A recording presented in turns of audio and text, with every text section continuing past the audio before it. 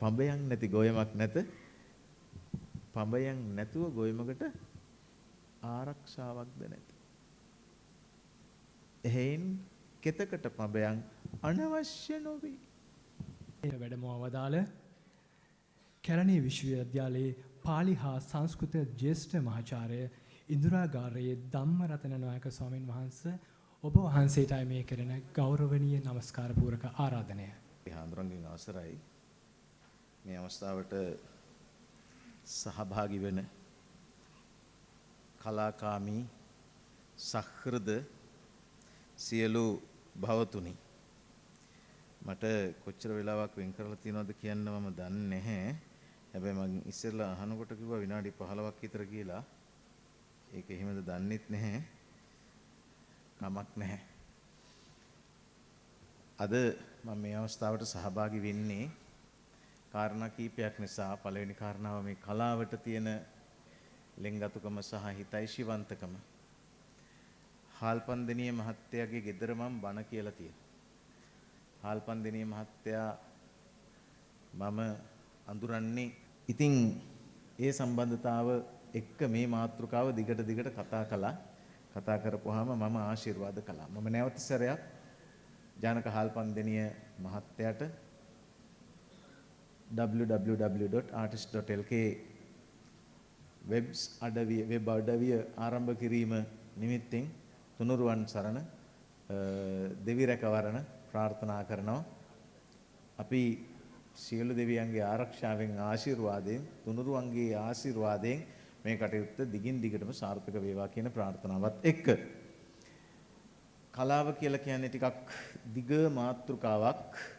මට කලාව කියලා කියන එක විෂය වෙන්නේ සංස්කෘත භාෂාවත් එක්ක. මගේ විෂය පාලි සංස්කෘතික අධ්‍යයන නෙමෙයි සංස්කෘත හා පෙරදිග ශාස්ත්‍ර තමයි අධ්‍යයන අංශය. සංස්කෘතයෙන් තමයි ඔය ඔක්කොම කියලා තියෙන්නේ. ආරම්භක සරස්වති නර්තනය වන්දනාව ඔබට මතකයි. ඒකේ අකුරක් නෑර වචනයක් නෑර මට තේරුණා. මම දන්නේ කාට මෙතන ඉන්න අයගෙන් තේරුණාද කියලා. ඒ සියල්ලම සංස්කෘතයි. සංස්කෘත භාෂාවෙන් කරලා තියෙනවා. ඒ හින්දා සංස්කෘතයෙහි අපි උගන්වන්නේ බණ නෙමෙයි. සංස්කෘතයේ උගන්වන්නේ ශිල්ප ශාස්ත්‍ර හා කලා. දැන් මේකේ කෙටි කාරණාවක් මම කියන්න ඕනනේ ශාස්ත්‍රීය කාරණාවක්. ඉස්සර අපි දන්නවා ආචාර්ය කියලා පරම්පරාවක් හිටියා. ගුරු කියලා තව පරම්පරාවක් හිටියා. මේ දෙකටම ඉංග්‍රීසියෙන් දාන්නේ ටීචින් කියලා.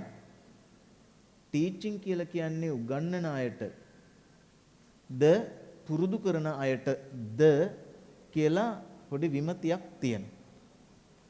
එහෙම බලාගෙන ගියාම ටීචින් කියලා කියන එකට සිංහලෙන් අපි දාන්නේ වචන දෙකක්. ටීචින් ප්ලේස් කිව්වොත් උගන්වන ස්ථානය. ටීචින් හෝල් කිව්වොත් උගන්වන ශාලාව. හැබැයි ටීචින් හොස්පිටල් කිව්වොත් ඒකට සිංහලෙන් කියන්නේ ශික්ෂණ රෝහල කියලා. ඒතර ටීචින් කියන ඉංග්‍රීසි වචනෙට සිංහලෙන් තේරුම් දෙකක් තියෙනවා. එකක් තමයි උගන්වනවා කියන එක, අනිත් එක තමයි පුරුදු කරනවා කියන එක. ශික්ෂණය කරනවා කියන්නේ පුරුදු කරනවා කියලා කියන එකට. ඒ අනුව අධ්‍යාපනයෙහි විෂයයන් කාරණා දෙකක් තියෙනවා. එකක් දත්ත මූල විෂයයන්, අනිත් එක ශික්ෂණ මූල විෂයයන් කියලා. දත්ත මූල විෂයන් කියලා කියන්නේ ගුරුවරයෙකුගේ මස්තිෂ්කයේ තියෙන දත්ත ප්‍රමාණයෙන් කුඩා කොටසක් සිලෙක්ට් කොට කොපි කොට ශිෂ්‍යයාගේ මස්තිෂ්කය විවර කොට එහි පේස්ට් කිරීම සිංහලෙන් කියනවා නම්. ඒක තමයි ආචාර්යවරයෙකුගේ කාර්යභාරය. උගන්වන්න පුළුවන් එහෙම තමයි. ඒක ආචාර්ය කාර්යභාරයක්. හැබැයි අර කියාපු ශික්ෂණ මූල අධ්‍යාපනයේහි ශික්ෂණ මූල විෂයන්ගේ එහෙම ඉගෙනILLක් නෙමෙයි තියෙන්නේ, පුරුදු කිරිල්ලක්. ඒ හින්දා අර උගන්වන අයට ආචාර්ය කියන්න පුළුවන් පුරුදු කරන අයට ගුරු කියලා කියන්න පුළුවන්. දෙක මිශ්‍රව පාවිච්චි වෙලා තියෙනවා. ඒ හින්දා තමයි ගුරු කියන වචනේ පාවිච්චි කරලා තියෙන්නේ පුරුදු කරන අයට. ඒ හින්දා තමයි එහෙම පුරුදු කරපු අය ගුරුන්නාන්සේලා කියලා හඳුන්වලා තියෙන්නේ. ඒක ගුරුන්නාන්සේ කියන්නේ ගුරු කියන එක වහන්සේ කියලා කියන වචනෙත් එක්ක එකහු කරලා වහන්සේ කියන වචනෙට ට්‍රාන්ස්ලේෂන්ස් නැහැ කිසිම භාෂාවකට. වහන්සේ කිව්වට බුදු පියාණන් වහන්සේ කිව්වට පාලියෙන් බුදුහාමුදුරුවන්ගේ භාෂාවෙන් කියන්නේ බුද්ධෝ. වහන්සේ කියලා එකක් නැහැ. සංස්කෘතෙන් කියන්නේ බුද්ධහ. වහන්සේ කියලා එකක් නැහැ. ඉංග්‍රීසියෙන් කියන්නේ the Lord Buddha. Lord කියලා කියන්නේ වහන්සේ නෙමෙයි. මොකද බෝධීන් වහන්සේටත් කියනවනේ සිංහලෙන්. the Lord බෝධිත්‍රි කියන්නේ නැහෙනේ. ඒක නිසා විශේෂ වචනයක් වහන්සේ කියලා ලිං සිංහලයේ තියෙනවා. ඒක තමයි පාවිච්චි කරලා තියෙන්නේ අර ගුරුවරයාට ගුරුන් වහන්සේ. ඒ තමයි ගුරුන්නාන්සේ. ඉතිහාසය කියලා කියන්නේ උගන්වන දත්ත තියෙන සබ්ජෙක්ට් එකක්. ඒකේ ප්‍රැක්ටිකල් පාර්ට් එක නැති තරම්. ඒ වුණාට උයනවා කියන එක ප්‍රැක්ටිකල් සබ්ජෙක්ට් එකක්. ඒක උගන්වන එකක් නෙමෙයි පුරුදු කරන එකක්. ඒ හින්දා උයන්න ඉගෙන ගත්ත අයට උයන්න පුළුවන් කණ්ඩ බෑ. උයන්න පුරුදු වෙච්ච අයට උයන්න පුළුවන් ගයන්න පුළුවන්. ඒකින්ද මේ කලාව කියලා කියන එක ගුරු පරපුරකින් ආපු එකක්. ඒ හින්දා තමයි දිසාපාමොක් ආචාර්ය කියන්නේ ගුරු කියන්නේ නැත්තේ දිසාපාමොක්කින්ද තමයි අර අහිංසකයා අඟුලිමාල වුණේ. ඒක වෙනම ਵਿਚාරයක් අපි ගන්න. ඒක නිසා ගුරු කියලා කියන සම්ප්‍රදායක් තියෙනවා. ඒ ගුරු කියන සම්ප්‍රදායෙහි දත්ත සමූහයක් තියෙනවා. දත්ත සමූහයක් එක්ක පුරුදු වීම සමූහයක් තියෙනවා. ඒක නිසා වෛද්‍ය විද්‍යාව පුරුදු වෙච්ච සබ්ජෙක්ට් එකක්. නැටුම්, නාට්‍ය, ගායනා මේ සබ්ජෙක්ට්ස් යුනිවර්සිටිස් වල පටන් ගන්න කලින් බැචලර් ඔෆ් ආර්ට්ස් පටන් ගන්න කලින් ඉතුරු වෙච්ච ඒවා තමයි බැචලර් ඔෆ් ආර්ට්ස් වලට සබ්ජෙක්ට් හැටියට ගත්තේ. ඒවා පටන් ගන්නකොට ඩිග්‍රී නෑ.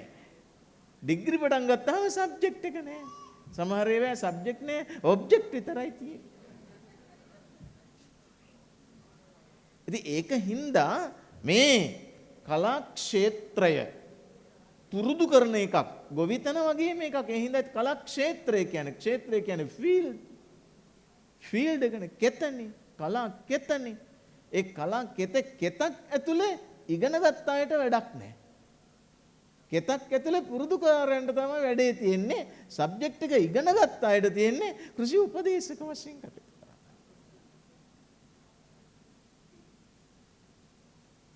කෙත ඉගෙන ගත්ත අයට ෆෑන් එකකට වැඩ තියෙනවා. කෙත පුරුදු අයට කෙතේ වැඩ තියෙනවා.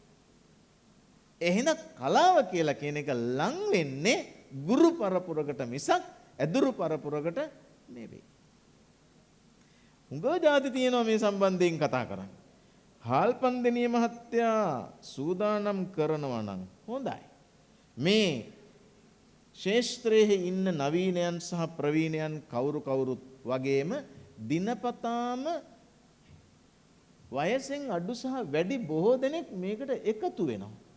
හැබැයි එකතු වෙන්නේ අර මං කියාපු ගුරු පරපුරකින් යමක් හදාරලා හෝ ස්වාධ්‍යයනයෙන් ආසාවට දැනගෙන නෙමෙයි.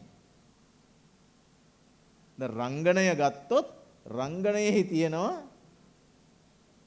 විශාල ශාස්ත්‍රයක්. ඒ රංගන ශාස්ත්‍රයේ උගන්වන්නේ ක්‍රිස්තු පූර්ව 4. බුදුහාමුදුරුවන්ට අවුරුදු 200කට පස්සේ.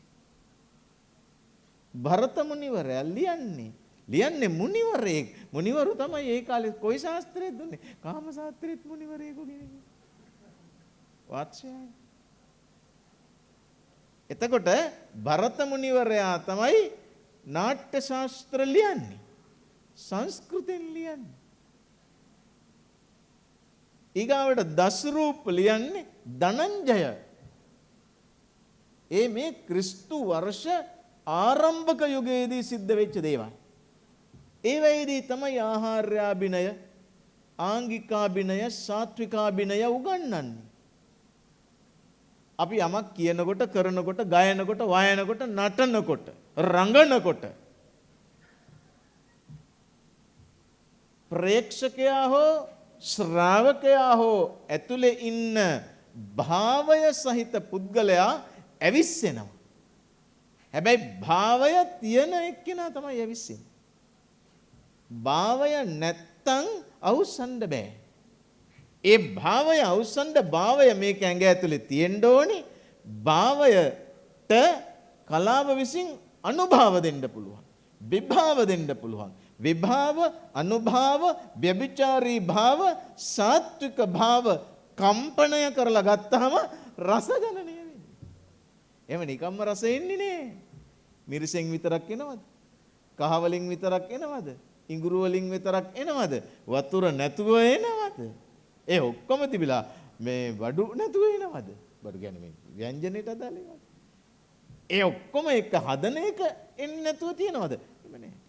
ඒ හින්දා රසක් ජනනය කරන එක ශිල්පීය වැඩක්. සංස්කෘතයේ ගීමනක් තියෙනවා ආමන්ත්‍ර මක්ෂරම් නාස්ති නාස්ති මූල මනෞෂධම්. අයෝග්‍යෝ පුරුෂෝ නාස්ති යෝජකස්තත්‍ර දුර්ලභක් කියලා. ඒ සංස්කෘතනේ. අමන්ත්‍ර මක්ෂරම් නාස්ති. මන්ත්‍රයකට ගන්නේ නැති අකුරක් නැත. නාස්ති මූල මනෞෂධම් ඖෂධයකට ගන්නේ නැති මුලක් නැත. අයෝග්‍යෝ පුරුෂයෝ නාස්ති වැඩකට නැති මිනිහෙක් නැත. යෝජකස්තත්‍ර දුර්ලභක්. ඒවා ඔක්කොම එකතු කරලා හදන මැනේජර් කෙනෙක් නැත. එහෙමයි තියෙන්නේ. ප්‍රශ්න දිනන්නේ ඒකයි. ආල්පන්දිනියට පුළුවන් වුණොත් මැනේජින් වැඩේ කරන්න වැඩි. ඒක හින්දා මේ සියල්ලම ඇතුලේ තියෙනවා ශාස්ත්‍රයක්. එන කලාව එකක්, ශිල්පය තව එකක්. ශිල්පියා කලාකාරයෙක් වෙන්න පුළුවන්, කලාකාරයා ශිල්පියෙක් වෙන්න පුළුවන්, ශිල්පියෙකුට කලාකාරයෙක් නොවි ඉන්නත් පුළුවන්, කලාකාරයෙක් ශිල්පියෙක් නොවෙන්නත් පුළුවන්. දැන් මේ කතිකාසනය හදන එක වාසුනේ කෙනෙකුගේ වැඩක්, වඩු වාසුනේ කෙනෙකුගේ වැඩක්. වඩු වාස් කියලා කියන්නේ ශිල්පියෙක් මිසක් කලාකාරයෙක් නෙමෙයි. හැබැයි මේක ලස්සන කැටයමක් එක හදන්න නම් ඒ ශිල්පියා කලාකාරයෙක් වෙන්න ඕන. එහෙම නැත්තම් කලාකාරයෙක් ශිල්පියට දෙන්න ඕනේ අදහසක් මේක දාපන් මෙතෙන්ද මෙහෙම කැටයමක් කියලා. කැටයම ඇඳලම දුන්නොත් ශිල්පියා කලාකාරයෙක් නෙමෙයි නම් ශිල්පියා තමයි කැටයම් කපන විදිය දන්නේ. කපන කැටයම දන්නේ කලාකාරයා. එහෙනම් ශිල්පීන් කලාකරුවන් බවට පත් වෙන්න අවශ්‍යයි. ඒ සඳහා මේ වැඩේ කරන්න පුළුවන්. ඉස්සර තිබුණේ කලාව. ඇත්තට කාව්‍ය කියලා තමයි ඒකට හැඳින්වුවේ. ශ්‍රව්‍ය දෘශ්‍ය කලා, ශ්‍රව්‍ය කලා කියලා. දෘශ්‍ය කලා කියන්නේ ඇහැට පේන කලාව. ශ්‍රව්‍ය කලා කියන්නේ කනට ඇහෙන කලාව. ඒ ඉස්සර බෙදීම. දැන් බෙදීම එහෙම නෙවෙයි. දැන් මේ කාව්‍ය කියන වචන වෙනුවට තියෙන්නේ ආර්ට් කියලා. සිංහලෙන් කියන්නේ. එතකොට ඒ ආර්ට් එක කොටස් තුනකට බෙදෙනවා. එකක් විෂුවල් ආර්ට්ස්, දෘශ්‍ය කලා.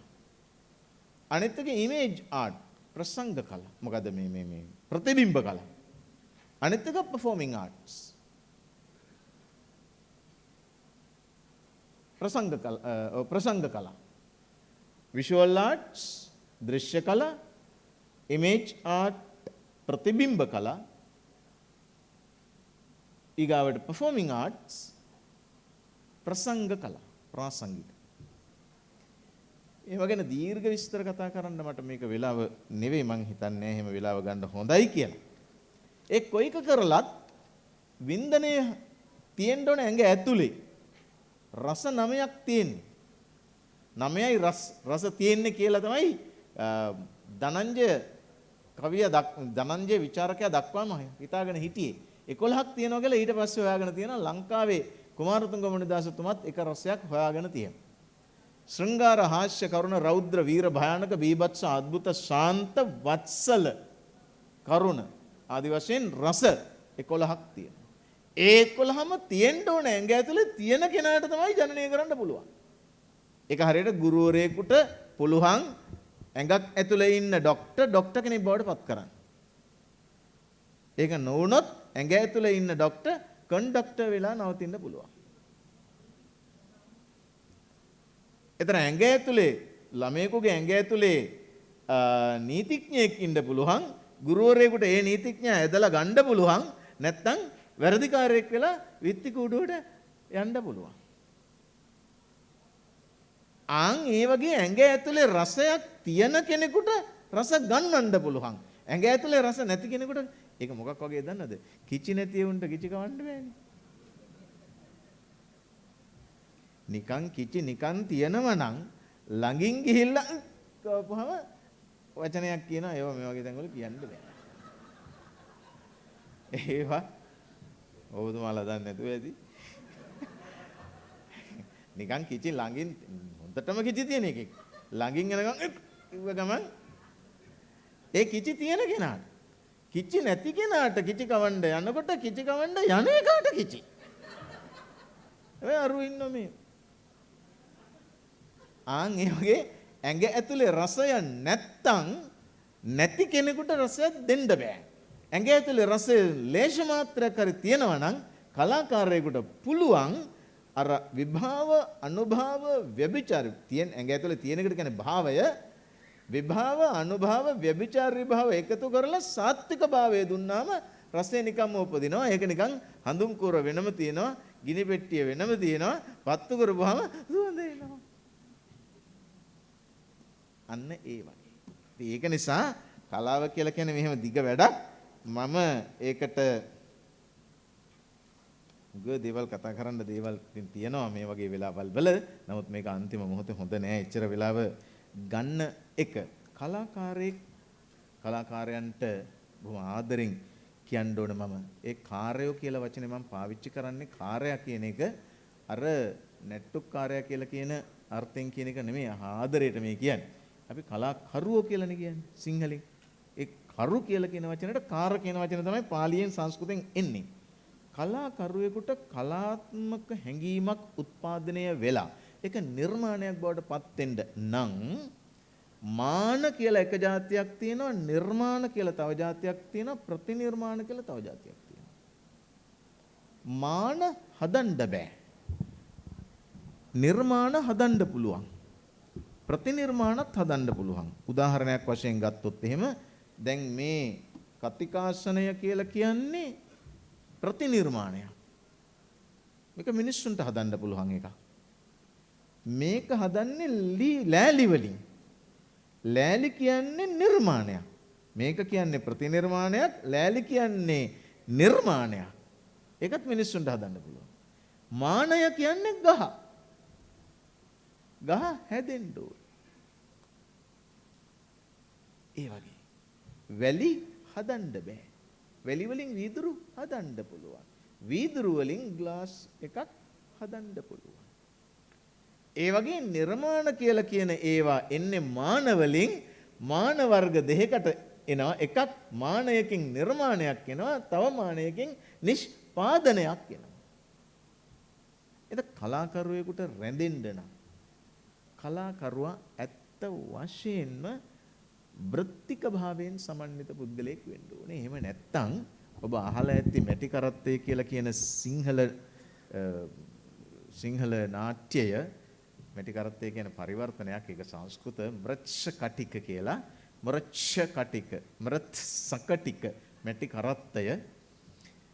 සිංහලෙන් ඒක අපි දැකලා තියෙනවා. ඒ ලෙවල් වලට තිබිලා තියෙනවා.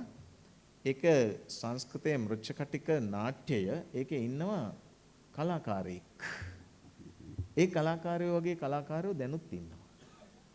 ඒ කලාකාරයෝ කියන වචන ආදරයෙන් පාවිච්චි කරනවා කියලා කිව්වේ. ඒ කලාකරුවෝ අර කියාපු චාරුදත්තලා වගේ. ඒ අය කියනවා මම හම්බ කළේ මිනිස්සු. මට බොහොම ආදරය කරන මිනිස්සු ගොඩාක් ඉන්නවා කියලා. එහෙම කියන්නේ හිත හදාගන්න. දවල්ට කාලා නැහැ. රැට කන්න දෙයක් ගේ හතරමයිම ඇත්තේ නැහැ. මම එකතු කරේ මිනිස්සු කියලා කියනවා. ඒ මයට කලාවේ පවතින්න බෑ. අර විදිහට කියන්නේ හිත හදාගන්න. හම්බ කරපු දෙයක් නැහැ. මං හම්බ කරපු දෙයක් නැහැ. හැබැයි මම බොහෝ මිනිසුන් එකතු කළා. මට හුඟක් ප්‍රේක්ෂකයෝ ඉන්නවා. මට හුඟක් ශ්‍රාවකයෝ ඉන්නවා. ෆෑන්ස්ලා ඉන්නවා.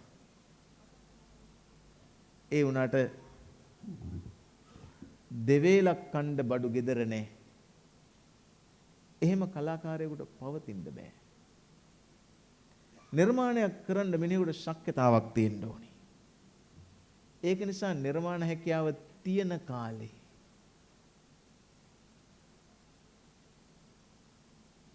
සතුටු විනෝද වුණාට කමක් නැහැ.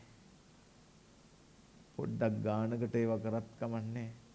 ගානකට කරන්න කියලා කියන්නේ ඔබට මතක් වෙන දේ ගැනම තමයි මම කියන්නේ. ඒකම තමයි මේ කිව්වේ. එපා නෙමේ.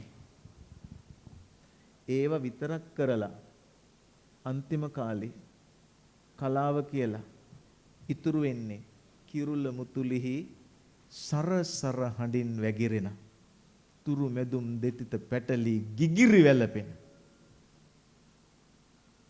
නටනව නෙමෙයි දෙපා වෙවුලන කාලෙට ගිරෙන් ගිරට පැන යන්නට බැරි වෙන තැනට ආවහම සෝසුසුම් මැද කඳුලින් ගිවම් කරන්න ඕනේ.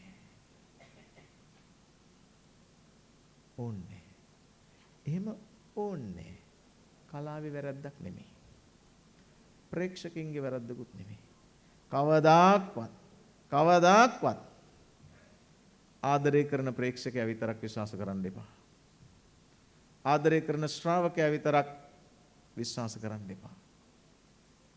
ඇයි? හාමුදුරුවෝ හැටියට අපි දායකයෝ විතරක් විශ්වාස කරන්නේ නැහැ. මොකද අපි දන්නවා බැරි කාලෙට උන් අපිට ඇල් වතුර උගුරක්වත් දෙන්න දෙයක් නැහැයි කියලා. පුළුවන් කාලෙට බණ්ඩට වඩම්මනවයි කියලා. කිරුළ මුතුලිහි කියන්නේ සින්දුවක් නෙමෙයි. කලාකාරුවන්ට පාඩමක්. කී දෙනෙක් ඉන්නවද කලාකාරයෝ? අපිට කතා කරනවා. කී දෙනෙක් කලාකාරයෝ බලන්න අපි යනවද? එහෙම වෙන්න ඕනේ නැහැ. කලාවේ වැරද්දක් නෙමෙයි. පුද්ගලයන් වශයෙන් ආර්ථික කළමනාකරණය පිළිබඳව නොහැකියාව ප්‍රදර්ශනය කරන අවස්ථාවක් නිසා. ආදරෙන් මේ ටික කියන්නේ. ඒක එහෙමයි. ඊළඟට කලාකරුවෙකුට පවතින්න නම් මානසිකව සතුට නඩත්තු වෙන්නට ඕන. මානසිකව සතුට නඩත්තු වෙන්න නම්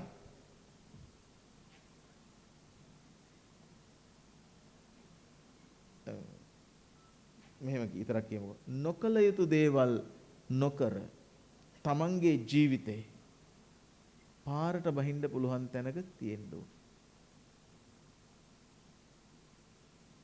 අසංස්කෘතික වැඩ කළොත් එහෙම නැත්තම් කෙටියෙන්ම කිව්වොත් එහෙම හොරකම් මරකම් කරොත් සමහර අය අපිට දැන් හම්බ වෙනවනේ එහෙම අය. ඒතකොට කලාකාරයෙකුට හොරමරකම් කරලා පවතින්න බෑ. පෞරුෂපූර්ණ වැඩක් කළට කමක් නැහැ. ඒක නෙමෙයි මම මේ කියන්නේ. පෞරුෂපූර්ණ තමන්ගේ පෞරුෂය එක. එහෙම පවතින්න බෑ. ඊළඟට කලාකරුවෙක් වශයෙන් අර තමන්ගේ කුටුම්බය ඇතුලේ සතුට නඩත්තු වෙන්න. ගේ ඇතුලේ නිදහස් මනසකින් ඉන්න කෙනෙකුට මිසක් එළියට බහැලා නිර්මාණයක් කරන්න බෑ. ඒක හින්දා හුඟක් දේවල් තියෙනවා මේ සම්බන්ධයෙන් කතා කරන්න. සමහර කලාකාරයෙකුට තමන්ගේ ජීවිතේ තමන්ට නඩත්තු කරගන්න බෑ. ඇයි? වියදම් වැඩි. මෙහෙම විතරක් කිව්වම කලාකාරයන්ට තේරෙනවා කොහොමද දන්නවද? රොටිය ගානට තැටිය දානවද? තැටිය ගානට රොටිය දානවද?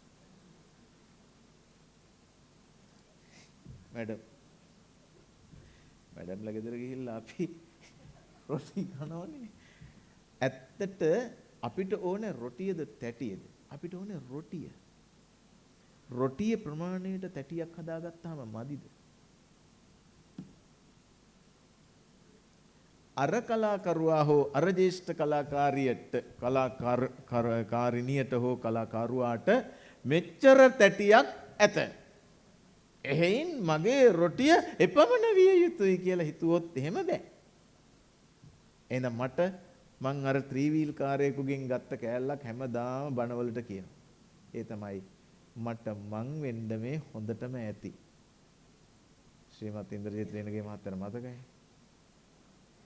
මට මං වෙන්න මේ හොඳ ත්‍රිවීල් එක ගහලා තිබුණේ පිටිපස්සේ. මට මං වෙන්න මේ හොඳටම ඇති. මට ඌ වෙන්න තව ටිකක් මදි.